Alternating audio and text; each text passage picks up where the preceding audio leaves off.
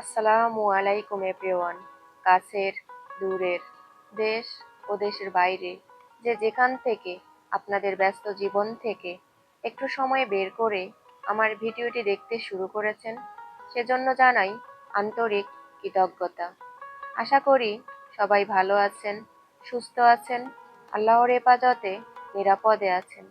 আলহামদুলিল্লাহ, আপনাদের দোয়া ও ভালোবাসায় আমিও অনেক ভালো আছি।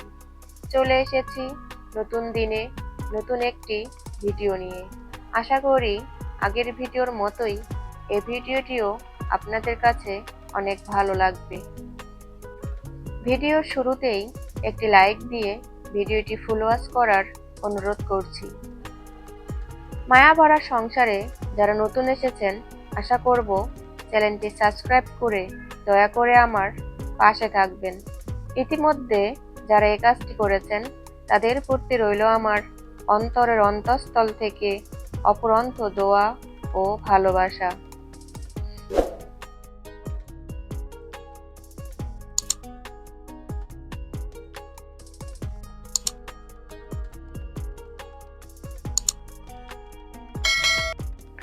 বাজার থেকে সজীবের আব্বু একটা চীনা হাঁস নিয়ে দোকানে জবাই করে সুন্দর করে ড্রেসিং করে নিয়ে এসেছে। তো আজকের ড্রেসিংটা অনেক সুন্দর হয়েছিল। হাঁসের গায়ে কোনো কিছুই ছিল না, সুন্দরভাবে পরিষ্কার হয়েছে। তো হাঁসটা আমি কেটে নিয়েছি, সজীবের আব্বু আমাকে হেল্প করেছে। হাঁসটা যেহেতু বড় ছিল, কাটতে অনেক কষ্ট হয়ে গেছে। ড্রেসিং করার পর হাঁসটা মাপ দিয়েছিল। হাঁসের ওজন ছিল প্রায় 2.5 কেজির মতো। তো হাঁসের মাংসগুলো আমি 2 ভাগ করে, 1 ভাগ ফ্রিজে রেখেছি আর 1 ভাগ রান্না করার জন্য রেডি করে নিয়েছি। অফ ক্যামেরায় আমি হাঁসের মাংসগুলো সুন্দর করে ধুয়ে নিয়েছি। এইদিকে আমি পেঁয়াজও কেটে নিয়েছি, আর রসুন যেহেতু একদম নতুন, এজন্য আমি রসুনগুলো বাটিনি। রসুনগুলো শুধু খোসা ছাড়িয়ে নিয়েছি আর 2টো আস্ত রসুনে দিয়েছি। তার সাথে দিয়েছি দারচিনি, তেজপাতা আর এলাচ, লবঙ্গ, গোলমরিচ, আদা, এগুলো আমি শুকনো মরিচের সাথে বেটে নিয়েছি।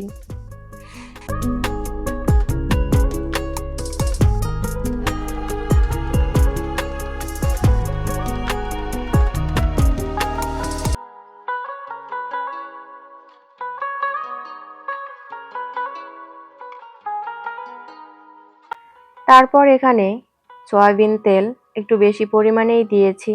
তারপর পরিমাণ মতো লবণ, পরিমাণ মতো হলুদের গুঁড়া, জিরার গুঁড়া দিয়ে ভালো করে মাখিয়ে একটু পানি দিয়ে বসিয়ে দিয়েছি।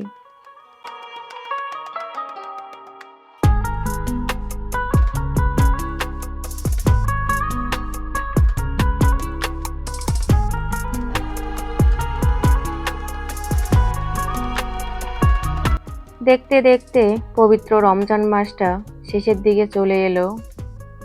মনে হয় সেদিনই তো রোজা শুরু করলাম, আর আজ শেষের দিন চলে এসেছে। কত তাড়াতাড়ি দিনগুলো চলে যাচ্ছে। রমজান মাস আমাদের জন্য রহমত, মাগফিরাত ও নাজাতের মাস।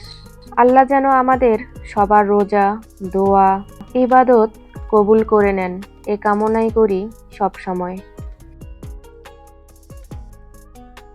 রোজা শেষের দিকে মানে ঈদের ছুটি চলে এসেছে।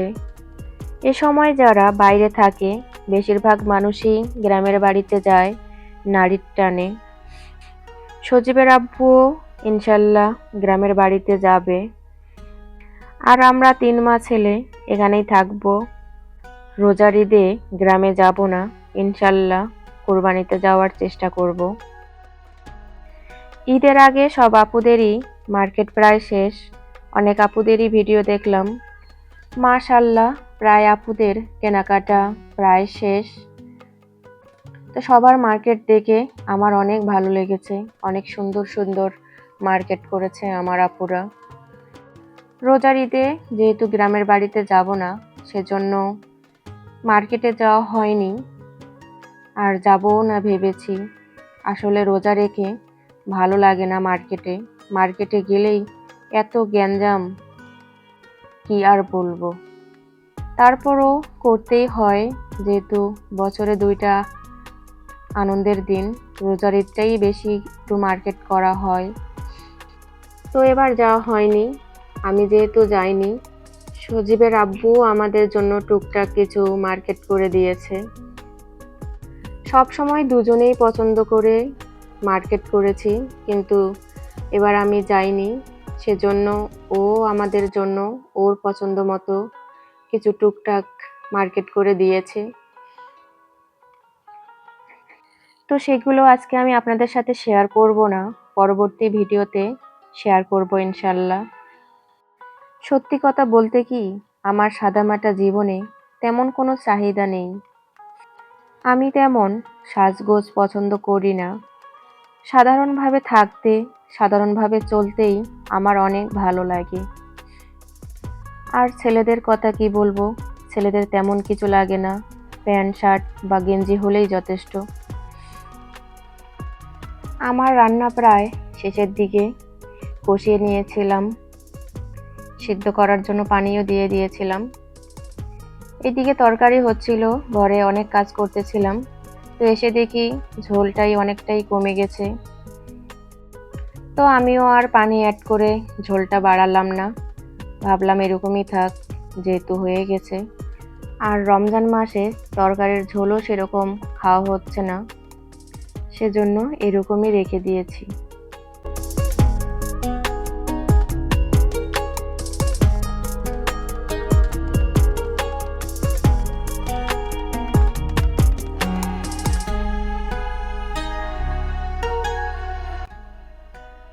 এইদিকে অফ ক্যামেরায় পেঁয়াজু, বেগুনি, ছোলা রান্না করে নিয়েছি। আর বুন্দিয়া প্রতিদিন সজীবের আব্বু অফিস থেকে আসার সময় নিয়ে আসে। আর খেজুর, আনারস এগুলো বাসায় ছিল, এগুলো একটু রেডি করে নিয়েছি। আর কিছু শরবত বানিয়েছি। আমরা একসাথে ছোলা, বুন্দিয়া, বেগুনি, পেঁয়াজু ভেঙে মুড়ি দিয়ে মাখিয়ে সবাই একসাথে খাই, সেজন্য বেগুনি আর পেঁয়াজুগুলো ভেঙে নিচ্ছিলাম। তো আমার প্রিয় আপুরা, ভাইয়েরা যারা দেখতে দেখতে ভিডিওটি শেষ পর্যন্ত চলে এসেছেন, লাইক দিতে ভুলে গেছেন, দয়া করে একটি লাইক দিয়ে আমার ভিডিওটি শেষ করবেন। আর এইদিকে তারাবির নামাজের সময় আমার বড় ছেলে নামাজে গিয়েছিল, ওর আব্বু নামাজে যাবে, ও দেখে কান্না করতেছিল, ও যাবে, পরে কান্না সহ্য করতে না পেয়ে ওকে নিয়ে গিয়েছিল। যদিও ও প্রায় ওর আব্বুর সাথে নামাজে যায়। তো আমার বাবাটার জন্য সবাই দোয়া করবেন।